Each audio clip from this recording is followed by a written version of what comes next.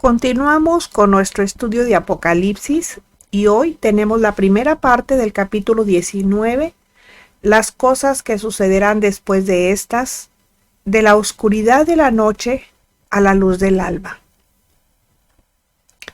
El apóstol Pablo dijo en Romanos 11, 25 y 26, ha acontecido a Israel endurecimiento en parte hasta que haya entrado la plenitud de los gentiles y luego todo Israel será salvo. Israel fue endurecido. Isaías 6, 9 y 10. Y dijo, anda y di a este pueblo, oíd bien y no entendáis, ved por cierto, mas no comprendáis. Engruesa el corazón de este pueblo y agrava sus oídos y ciega sus ojos para que no vea con sus ojos ni oiga con sus oídos, ni su corazón entienda, ni se convierta y haya para él sanidad. Israel fue endurecido a causa de su orgullo y su consiguiente sentido de justicia propia. Romanos 10:23 enseña, dice, porque yo les doy testimonio de que tienen celo de Dios, pero no conforme a ciencia, o sea, no conocían a Dios. Porque ignorando la justicia de Dios y procurando establecer la suya propia, no se han sujetado ni a la justicia de Dios. O sea, no hacían ni una cosa ni la otra, pero ellos se creían muy justos. A partir de que Cristo ascendiera a los cielos y de que descendiera el Espíritu Santo con su poder sobre los primeros discípulos, los judíos se endurecieron y rechazaron al Mesías y a su iglesia. Pero todo ello estaba previsto en el plan de Dios para la salvación de la humanidad.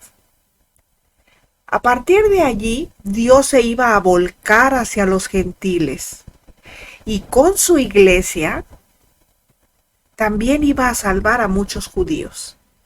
Gracias a eso, un día entraremos en su presencia en los cielos. Pero el tiempo que Dios ha dado a los gentiles para que se arrepientan y se vuelvan a Él, se acabará definitivamente. Y ya no habrá otra oportunidad. Por eso esos que enseñan que la iglesia va a seguir otra vez y que la gran tribulación y que la tribulación sí la van a pasar. Los que se queden, porque la iglesia no, la iglesia se va y se va. Porque Dios no anda con medias tintas como el ser humano. El ser humano anda ahí a medias tintas, anda tibio, pero Dios no, Dios es radical y va a actuar con radicalismo. ¿Qué dijo? El tiempo se va a acabar y se va a acabar. Así es de que ahorita es el momento, no mañana ni después, porque no sabemos.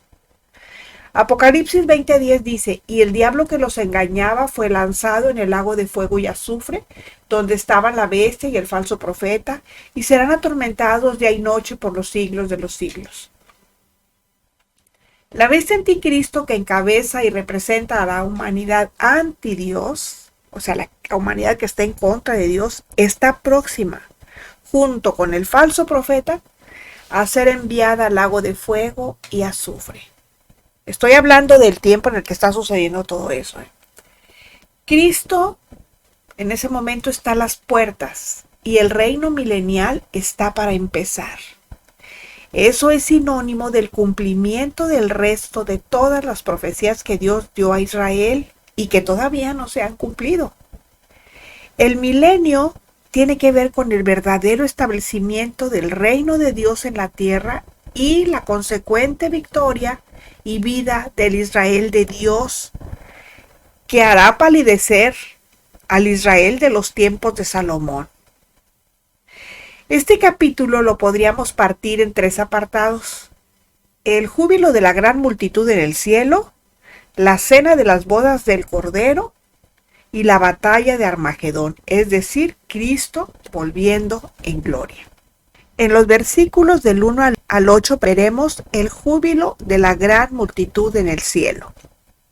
Entonces tenemos el capítulo 19, versículo 1, que dice así: después de esto oí una gran voz de gran multitud en el cielo que decía, aleluya, salvación y honra y gloria y poder son del Señor Dios nuestro. En Apocalipsis 18:20 decía, alégrate sobre ella, cielo, y vosotros santos, apóstoles y profetas, porque Dios os ha hecho justicia en ella.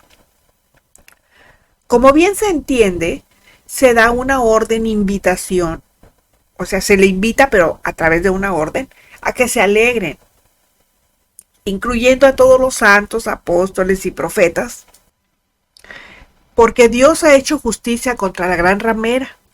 Esta es la respuesta a la invitación. Una gran multitud en el cielo se goza, y esa multitud será posiblemente la multitud de Apocalipsis 7, del 9 al 17. Ahí se nos habla de una gran multitud. Bueno, el versículo 2 dice, porque sus juicios son verdaderos y justos, pues ha juzgado a la gran ramera que ha corrompido a la tierra con su fornicación y ha vengado la sangre de sus siervos de la mano de ella. La multitud se goza porque los juicios de Dios son conforme a justicia y verdad. Ese es el motivo por el cual la gran ramera, que se hacía pasar como representante de Dios en la tierra, es destruida. Y aquí estamos hablando de la iglesia romana, ¿sí? Es destruida, ya habrá desaparecido. En este versículo se repiten los motivos de su juicio y dice, porque corrompió a la tierra con su fornicación. Toda la fornicación, física o espiritual, es motivo para que Dios aparte de sí a quienes lo cometen.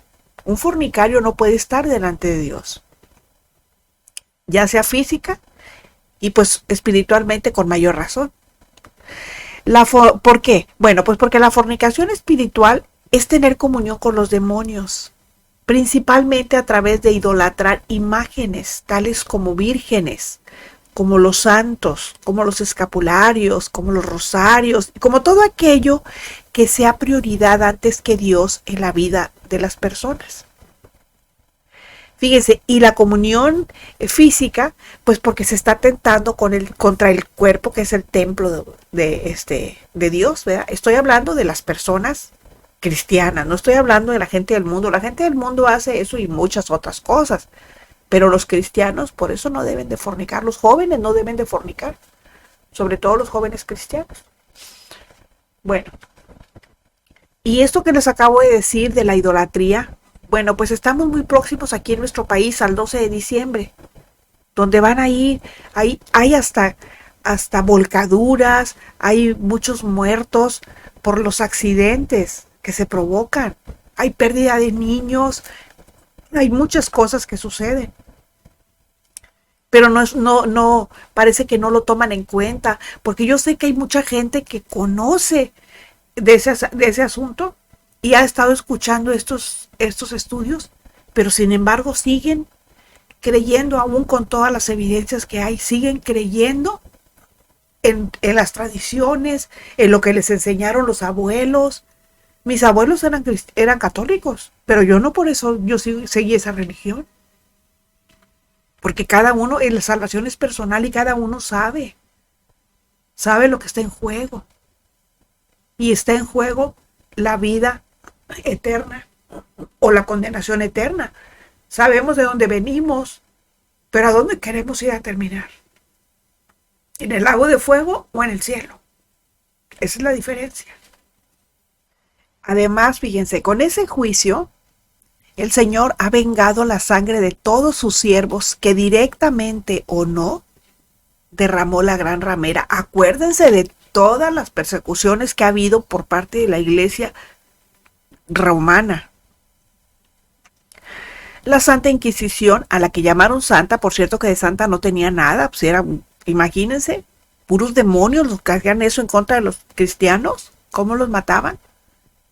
Las cruzadas también.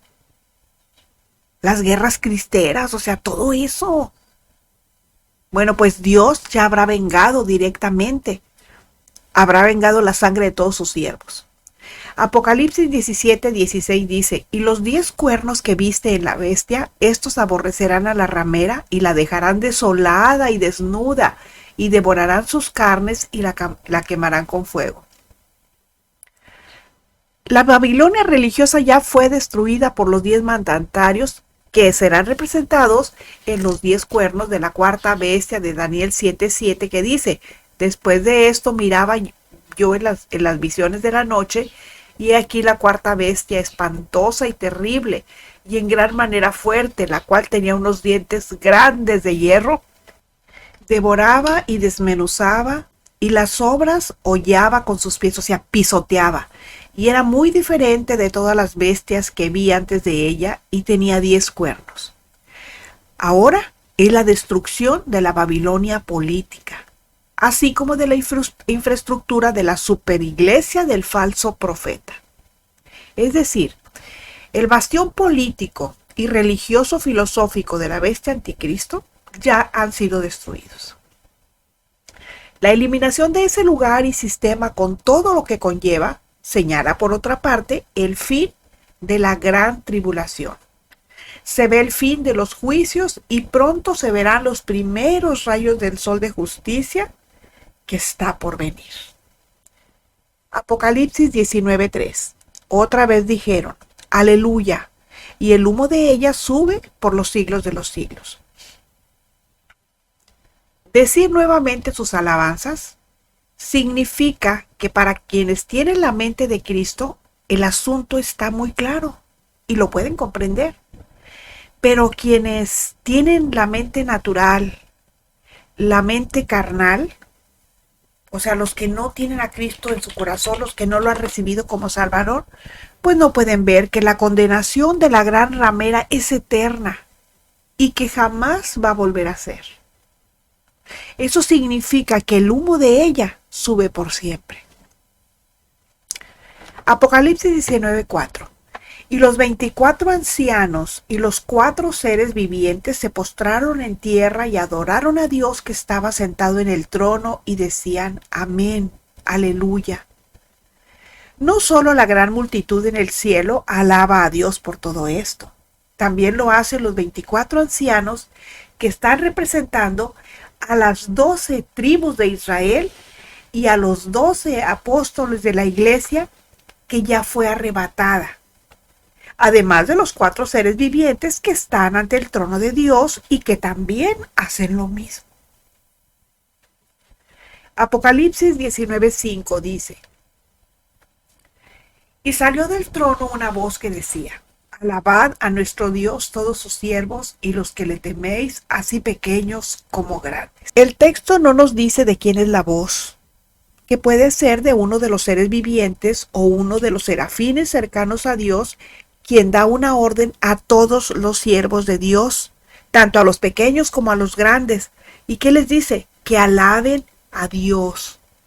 Isaías 6:1-3 dice, o sea, esta es una referencia, en el año que murió el rey Usías, vi yo al Señor sentado sobre un trono y sublime, y sus faldas llenaban el templo.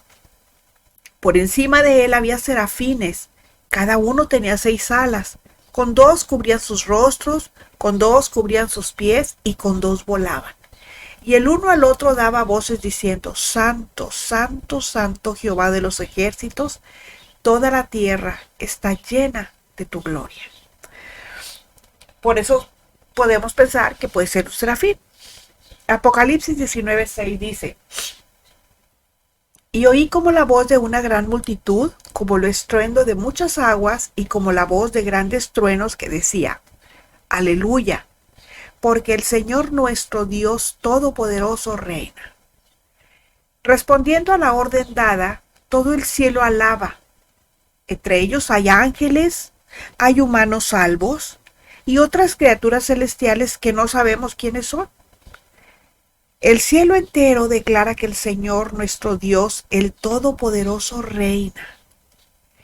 Y esta declaración nos ayuda a entender que a Dios nada se le escapa, que todo está bajo su perfecto control. Así de que todos aquellos que estén diciendo, Señor, toma el control de esto, pues no están haciendo más que demostrando su falta de conocimiento de lo que dice la Escritura. Porque el Señor es todopoderoso, a Él nada se le escapa. Él tiene control absoluto sobre todas las cosas. Y Él reina sobre todo y en todo. El hecho de que Dios Todopoderoso, en su perfecta voluntad, esté permitiendo todo lo que pasa en la tierra en estos momentos, pues solo es circunstancial. Apocalipsis 11:15 dice, el séptimo ángel tocó la trompeta y hubo grandes voces en el cielo que decían, los reinos del mundo han venido a ser de nuestro Señor y de su Cristo, y Él reinará por los siglos de los siglos. Será en el mismo instante en que cae Babilonia y entra a escena el Rey de Reyes, que todo cambia y la alabanza de todo el cielo es un mensaje profético que asegura que en breve el reino de este mundo vendrá a ser de nuestro Señor y de su Cristo. Apocalipsis 19:7. Gocémonos y alegrémonos y démosle gloria porque han llegado las bodas del Cordero y su esposa se ha preparado. Hay otro motivo para alegrarnos y gozarnos, porque además de la destrucción de la gran ramera, dice el texto que la esposa del Cordero se ha preparado para las bodas. Es decir, que para ese momento, esto ya se ha cumplido en los cielos. Pablo dice en Efesios 5, 25 al 27, Cristo amó a la iglesia y se entregó a sí mismo por ella para santificarla, habiéndola purificado en el lavamiento del agua por la palabra, a fin de presentársela a sí mismo una iglesia gloriosa, que no tuviese mancha, ni arruga, ni cosa semejante, sino que fuese santa y sin mancha. Gozarse y alegrarse es presumiblemente porque el tribunal de Cristo ya tuvo lugar y todos los escogidos ya han sido purificados y recibido su recompensa. La palabra esposa significa mujer, y esto nos da a entender que en esos momentos la iglesia vencedora ya es la esposa del Cordero, ya no es la novia. Eso implica que Cristo el novio ya habría venido a recoger a su novia en el arrebatamiento para celebrar la ceremonia nupcial. Apocalipsis 19:8. Y a ella se le ha concedido que vista de lino fino, limpio y resplandeciente, porque el lino fino es las acciones justas de los santos. Como la esposa, la iglesia, ¿verdad? Que la iglesia es la esposa, ya ha sido perfeccionada. Ya está lista para vestir el atuendo correspondiente a la santidad de Cristo en ella. En esos momentos en el cielo, todos los miembros de la iglesia de Cristo ya están con sus cuerpos glorificados. Ahora vamos a ver en los versículos 9 y 10 la cena de las bodas del Cordero, o sea, la fiesta de las bodas del Cordero. Apocalipsis 19:9 dice, y el ángel me dijo, escribe, bienaventurados los que son llamados a la cena de las bodas del Cordero. Y me dijo, estas palabras son verdaderas de Dios. Aquí ya no se está hablando de la ceremonia. Aquí están hablando del banquete nupcial que se lleva a cabo después que la boda fue celebrada. A ese banquete hay invitados que son bienaventurados. ¿Qué quiere decir eso? Que hay una bendición para los invitados a la cena. Y es una verdad enfática de parte de Dios que debería ser de gran estímulo para quienes pasen por la gran tribulación, me refiero a los judíos, a que permanezcan fieles a Él. Ahora bien, la novia, o sea, la esposa, no requiere de invitación, porque tanto ella como el novio, pues son el motivo para la celebración de los esponsales. Entonces, ¿quién es la casada y quiénes son los invitados? Bueno, la mujer de Cristo, su esposa, ella es la iglesia glorificada, la rescatada, la que para ese momento ya Cristo arrebató. O sea, tanto los resucitados, o sea, los que durmieron en él de todos los tiempos, como los que queden sobre la tierra. Como dice Apocalipsis, primero los Tesalonicenses 4, del 13 al 18, dice, tampoco queremos, hermanos, que ignoréis acerca de los que duermen, para que no se entristezcan como los otros que no tienen esperanza. porque si creemos que Jesús murió y resucitó, como yo creo que todos los cristianos lo creemos, así también traerá Dios con Jesús a los que durmieron en él, o sea, a los que se murieron, a los cristianos que se murieron creyendo en la esperanza de la resurrección. Por lo cual les decimos esto en palabra del Señor, que nosotros que vivimos, que habremos quedado hasta la venida del Señor, no precederemos a los que durmieron, o sea, no vamos a resucitar antes de que los que ya se murieron. Porque el Señor mismo, con voz de mando, con voz de arcángel y con trompeta de Dios, descenderá del cielo y los muertos en Cristo resucitarán primero. Y luego nosotros, los que vivimos, los que hayamos quedado, seremos arrebatados juntamente con ellos en las nubes para recibir al Señor en el aire, y así estaremos siempre con el Señor. Por tanto, aliéntense los unos a los otros con estas palabras.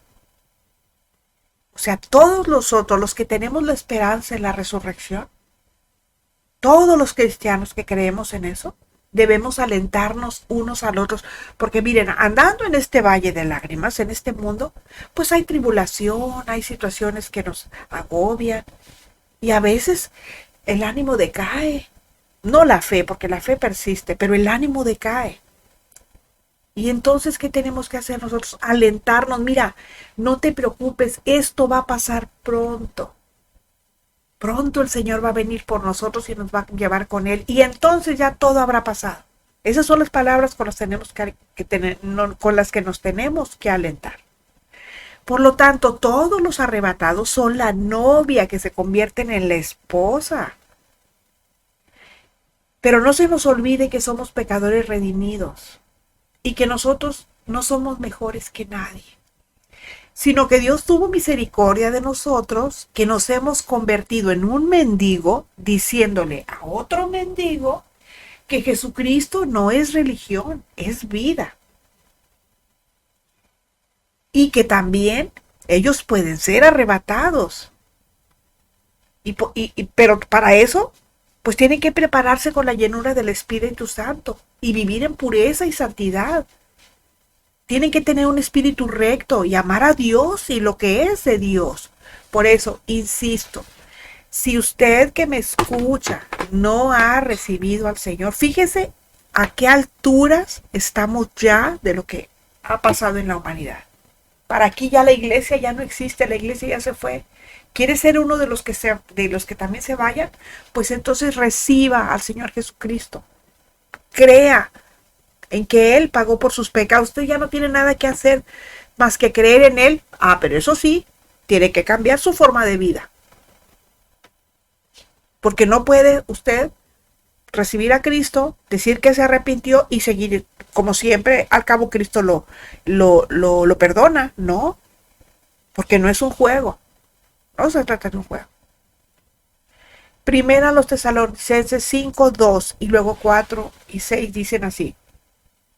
Porque ustedes saben perfectamente que el día del Señor vendrá así como ladrón en la noche.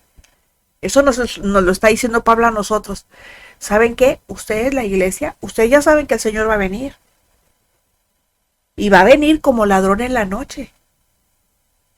Pero también nos dice en el 4 y 6, dice, mas ustedes, hermanos, no están en tinieblas para que aquel día los sorprenda como ladrón, como va a pasar con aquellos que no tienen a Cristo y por lo tanto no conocen absolutamente nada de lo que está pasando ni de lo que va a pasar.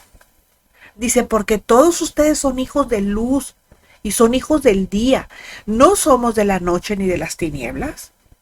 Nosotros no andamos como los que no saben ni a dónde van.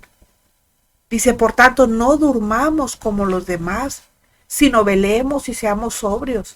Miren, todos esos que andan desperdiciando su vida y su tiempo, no aprovechándolo en las cosas del Señor, están durmiendo, están muertos. Aquí se refiere a eso. Dormir es como si estuvieran muertos, son como zombies. Entonces, si usted quiere estar enterado de lo que está pasando, pues tiene que acercarse a Dios, tiene que leer la Biblia. Como vemos, Pablo da por hecho que estamos atentos y velando. ¿Para qué? ¿Para qué cree usted que estamos velando? Bueno, Lucas 21:36 dice, velad pues en todo tiempo, orando que sean tenidos por dignos de escapar de todas estas cosas que vendrán y de estar en pie delante del Hijo del Hombre. Para eso es que hay que estar atentos. Bueno, pues esos arrebatados son la novia, ¿sí? Pero ahí habla también de invitados. ¿Y quiénes son los invitados? Bueno, Juan 14, 23 y 24 dice, respondió Jesús y le dijo, el que me ama, mi palabra guardará y mi Padre le amará y vendremos a él y haremos morada con él. El que no me ama, no guarda mis palabras. Y las palabras que habéis oído no es mía, sino del Padre que me envió. Bueno, fíjense, la gracia es un don que Dios nos da para que nosotros podamos obtener la salvación. O sea, la salvación es un regalo de Dios. Pero no todos los que se dicen ser salvos de verdad lo son. No todos los que se dicen cristianos de verdad lo son, ya lo vimos. Hay cristianos consagrados y hay creyentes mundanos. En la iglesia acuérdense que hay trigo y hay cizaña. Hay vírgenes prudentes y vírgenes imprudentes. Eso ya lo hemos visto. Si ustedes me siguen, ya lo hemos visto. Hace como 4 semanas lo vimos eso. Bueno, ¿y cómo sabemos si nosotros no somos parte de ellos?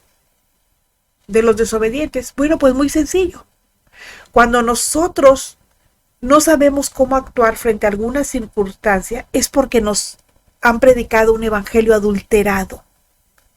Porque nos hemos comido el plato que nos han servido de mentiras, nos lo hemos comido completo. No hemos comprobado a través de las escrituras si lo que nos enseñaron es bíblicamente correcto o no. Hemos dejado de seguir el ejemplo de los de Tesalónica, de los de Berea, que ellos, a pesar de que Pablo era el que les predicaba, ellos no se creían lo que él les decía. Ellos iban directamente a las escrituras para ver si lo que él les decía era verdad o no. Cuando alguien nos predica un evangelio adulterado y nos portamos como un pueblo ciego, sordo y sin discernimiento, aunque no importa si no salimos de la iglesia, y tampoco importa si somos ajonjolí de todos los moles, si participamos en todo y decimos amar a Dios, porque si nosotros no lo obedecemos, es porque no sabemos que obedecerlo es nuestra mejor adoración hacia Él. No se nos olvide que a lo largo de la Biblia hemos visto que en todas las dispensaciones el pecado común ha sido la desobediencia. Y de ese se derivan todos los demás pecados. Desobedecemos al primero y luego de ahí seguimos. Juan 14, 21 al 23 dice, el que tiene mis mandamientos y los guarda, ese es el que me ama. Y el que me ama será amado por mi Padre, y yo le amaré y me manifestaré a él. Y le dijo Judas, no el Iscariote, le dijo, Señor, ¿cómo es que te manifestarás a nosotros y no al mundo? Respondió Jesús y le dijo, el que me ama, mi palabra guardará, y mi Padre le amará, y vendremos a él y haremos morada con él. ¿Se acuerdan de lo que dice el Salmo 91? Que dice, el que habita la sombra del Altísimo morará bajo la sombra del Omnipotente. Y aquí está muy claro que Dios demanda obediencia de todos los que decimos creer, para que Él, como nuestro Padre eterno, y el Hijo, como nuestro Señor y Salvador, vengan y hagan morada con nosotros. No echemos en saco roto la importancia de reconocer la verdad a través de las Escrituras. Porque si hay una verdad, la verdad absoluta, y ese es Jesucristo. Miren, en una lluvia de ideologías mundanas que llevan a la apostasía, la Biblia siempre será nuestra mejor brújula. Además, la obediencia es el sello distintivo de la fe. Por eso no todos son dignos de ser parte de la esposa. Y en el día del rapto, el Señor arrebatará solo a quienes estén preparados. ¿Para qué? Dice Efesios 5, 26 y 27, para santificarla, habiéndola purificado en el lavamiento del agua por la palabra, a fin de presentársela a sí mismo una iglesia gloriosa, que no tuviese mancha, ni arruga, ni cosa semejante, sino que fuese santa y sin mancha. Les recuerdo que en la parábola de las 10 vírgenes, el problema de las insensatas consistía en que no habían obedecido al mandamiento de estar velando y orando. Seguían siendo desobedientes y viviendo en su vieja naturaleza, como muchos creyentes que dicen amar a Dios, pero no lo conocen. Son de los que saben lo que Jesús ha mandado, pero como no lo obedecen, pues ahí están siendo desobedientes, o sea, no han atendido al mandato del Señor. ¿Por qué? Pues porque no están velando y orando. Por eso. Juan 14:15 dice, si me amáis, guardad mis mandamientos. Entonces, no todos los que se dicen ser salvos, o no todos los que se dicen cristianos, van a ser invitados.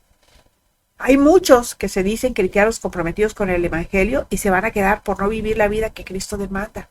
Son personas que pudieron haber nacido en la iglesia, hecho su profesión de fe en la iglesia,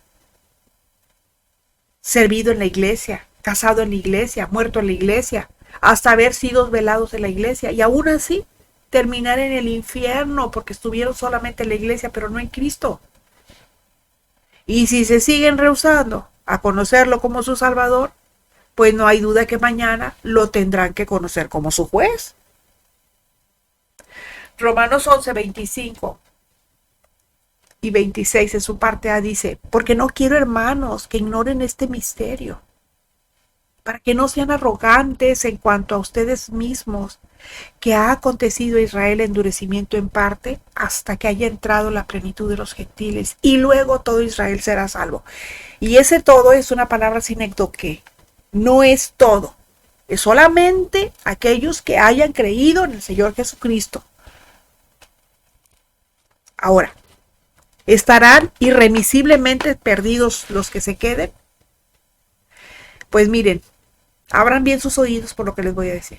En cuanto a los gentiles, a los que no son judíos, a los que no tienen ascendencia judía, los que no tienen madre judía, esos lamentablemente sí estarán perdidos. Porque para entonces, al haber sido arrebatada la iglesia y haya entrado la plenitud de los gentiles, su oportunidad se habrá terminado. Primera de Pedro 3:18 dice, porque también Cristo padeció una sola vez por los pecados, el justo por los injustos, para llevarnos a Dios, siendo a la verdad muerto en la carne, pero vivificado en espíritu. Y esto Pedro se los está hablando a los judíos. Acuérdense que la primera carta de Pedro está escrita para los judíos, porque él era el pastor para los judíos, era el apóstol para los judíos, y a ellos les predicaba a Cristo, y les está diciendo que Cristo solamente una vez murió por los pecados, nada más, y es lo mismo para nosotros los gentiles, para los judíos, siendo el pueblo escogido por Dios, porque la iglesia es invitada, la iglesia es llamada, pero los judíos fueron el pueblo escogido. Y Dios hizo un pacto con ellos, no ellos con Él. Dios fue el que hizo el pacto, porque Él es la autoridad y Él es el único que puede hacer pactos con el hombre, no el hombre con Dios. Por eso ellos sí tienen otra oportunidad. Hebreos 9:22 dice, y casi todo es purificado según la ley con sangre. Y sin derramamiento de sangre no se hace remisión. ¿Qué quiere decir con esto? Que para los judíos sí tendrán la oportunidad de recibir la salvación, aún en la gran tribulación y la tribulación, pero ¿qué será? A costa de sus propias vidas. Y aquí dice que sin derramamiento de sangre no se hace remisión de pecado. Y serán ellos los invitados de la cena de las bodas del Cordero con su esposa. Los que puedan ser salvos, los que logren ser salvos, los que resistan a la persecución que se va a venir sobre de ellos, los que aún a costa de su propia vida, esos van a ser los invitados a las bodas del Cordero con su esposa. El tiempo de la iglesia vencedora o esposa del Cordero es hasta su arrebatamiento, cuando las bodas se celebrarán en el cielo, mientras que los años después de ese glorioso evento, o sea, los 7 años, se van cumpliendo los sellos, se van cumpliendo las trompetas y las copas de la ira de Dios aquí en la tierra. Estos son los invitados que entrarán en el cielo después de los 7 años de tribulación en la tierra, porque se entregarán a Cristo durante ese tiempo tan terrible. ¿Justo para qué? Para sentarse en la fiesta y la cena de las bodas. Y son bienaventurados, así como anuncia el ángel a Juan. ¿Y para qué se lo anunció? Pues para que lo pusiera por escrito, para testimonio, y que nos diéramos cuenta de qué es lo que va a pasar. Para eso les dijo. Apocalipsis 19:10 dice, yo me postré a sus pies para adorarle y él me dijo, mira, no lo hagas. Yo soy consiervo tuyo y de tus hermanos que retienen el testimonio de Jesús. Adora a Dios, porque el testimonio de Jesús es el espíritu de la profecía. En el versículo anterior, el ángel asegura a Juan que la revelación que ha recibido es de Dios. Y eso le produce tal efecto que automáticamente se postra ante el ángel, que reacciona haciendo 3 cosas, prohibiéndole que lo haga. No le permitió. ¿Por qué? Porque le declaró que él es un siervo, así como él, y todos los hermanos verdaderos. Y además le indica que a Dios es a quien realmente se debe adorar. Aquí vuelvo a hablar otra vez acerca de la idolatría. Olvídense esos que andan ahí adorando a no sé quién. Olvídense de ir el día 12 de diciembre, por favor, ustedes ya saben a dónde. Olvídense que de la primera comunión y que de que quién sabe qué, que no sé qué tanto. Sí podemos tener comunión todos los días con nuestro Señor, a través de la oración, a través de nuestros devocionales. A Él es al único que debemos de adorar. Es más, fíjense, hasta todos los que estudian mucho, también. ¿Saben cómo les dicen, cómo se separa la palabra estudios? Es tu Dios. Así que tampoco, yo no les digo que no estudien. Pero lo que les estoy diciendo es que no se claven tanto y que dejen de darle tiempo a Dios. Y para esas señoras que les gusta ver telenovelas, también. Dice, si ves tele, no velas. Y el Señor quiere que estemos velando y orando. Estar preparadas, llenando nuestra lámpara de aceite, fortaleciendo nuestro espíritu. Ahora, el ángel cuando le dice todas estas cosas, le está dando un motivo específico para que realmente adore a Dios y le dice que lo debe adorar porque la razón de la profecía y el contenido de la visión que ha recibido es precisamente eso, exaltar a Jesús. En otras palabras, toda la revelación que Juan ha recibido del ángel y nosotros de Juan, pues tiene como objeto exaltar a Jesús. Por ello debemos de adorar a Dios todos los días, con nuestros actos, con nuestros pensamientos, con nuestras palabras, con nuestros hechos, nuestras acciones.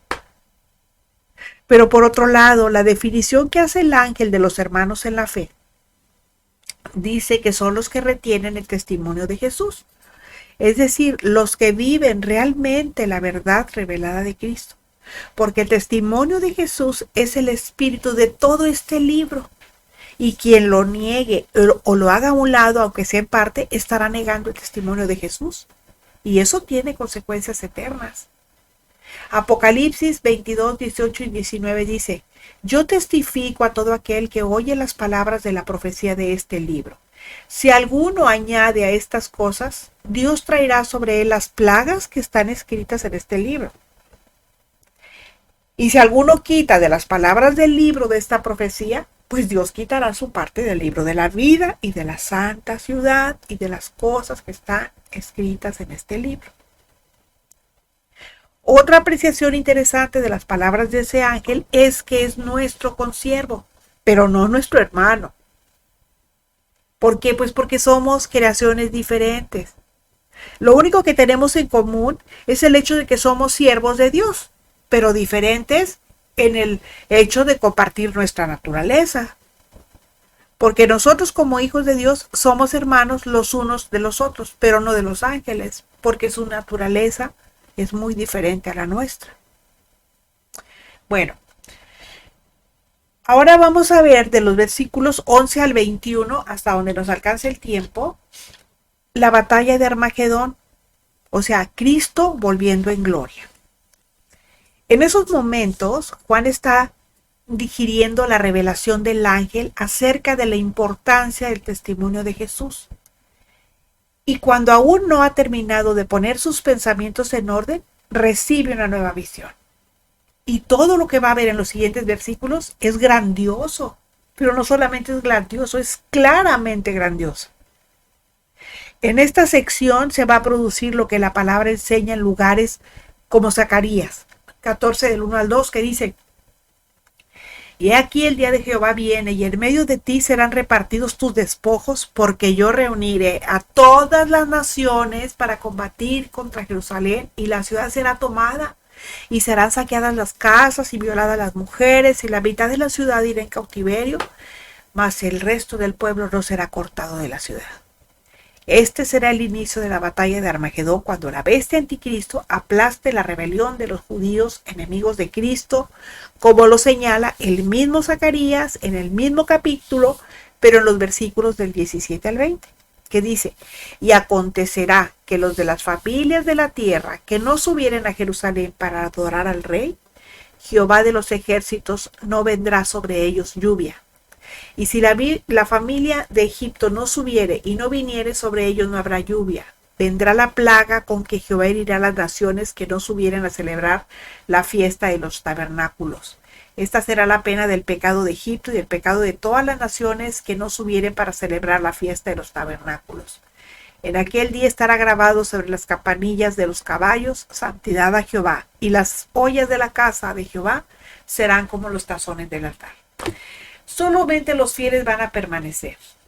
Inmediatamente después va a aparecer el Rey de Reyes y Señor de Señores para pelear contra la bestia y sus seguidores. Zacarías 14:3 dice: después saldrá Jehová y peleará con aquellas naciones como peleó en el día de la batalla. Cuando Cristo llegue desde los cielos, dice Zacarías 14:4, se afirmarán sus pies en aquel día sobre el monte de los olivos que está enfrente de Jerusalén al oriente, y el monte de los olivos se partirá por en medio hacia el oriente y hacia el occidente, haciendo un valle muy grande, y la mitad del monte se apartará hacia el norte y la otra mitad hacia el sur. Gracias a esa acción, los judíos fieles podrán escapar. Zacarías 14:5 dice: cuando hablo de judíos fieles, me estoy refiriendo a los que recibieron al Señor y quieren huir de esas cosas, quieren escapar. Y dice Zacarías 14:5, y huirás al valle de los montes, porque el valle de los montes llegará hasta Sal.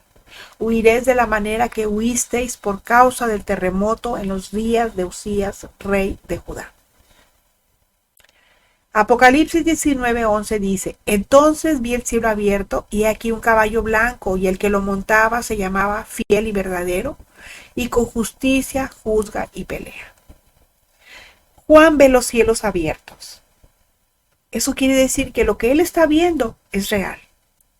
Lo primero que ve es un caballo blanco, y este sí es el auténtico Jesucristo, no el que se vio al principio del Apocalipsis. Además, la naturaleza de este acontecimiento difiere del arrebatamiento, en el cual el Señor se reúne con los suyos en el aire, porque aquí ya viene con ellos a la tierra. En el arrebatamiento no hay juicios, mientras que en este caso todo es juicio. También se entiende que, a diferencia del anticristo, este jinete glorioso se llama fiel y verdadero. Es fiel en la misión que se le ha encomendado, y es verdadero porque su fidelidad está basada en la justicia. Con ella juzga y la defiende. Es la faceta de Cristo, no como cordero, sino como león de la tribu de Judá.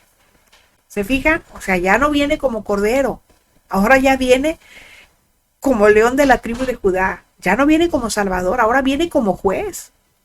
Y eso es muy parecido a lo que se vio en Apocalipsis 6:2, que dice: y aquí un caballo blanco y el que lo montaba tenía un arco y le fue dada una corona y salió venciendo y para vencer. La gran diferencia aquí entre Apocalipsis 6:2 y el 19:11 es que el que monta este caballo blanco no es aquel impostor del capítulo 6, versículo 2. Continuaremos la próxima semana.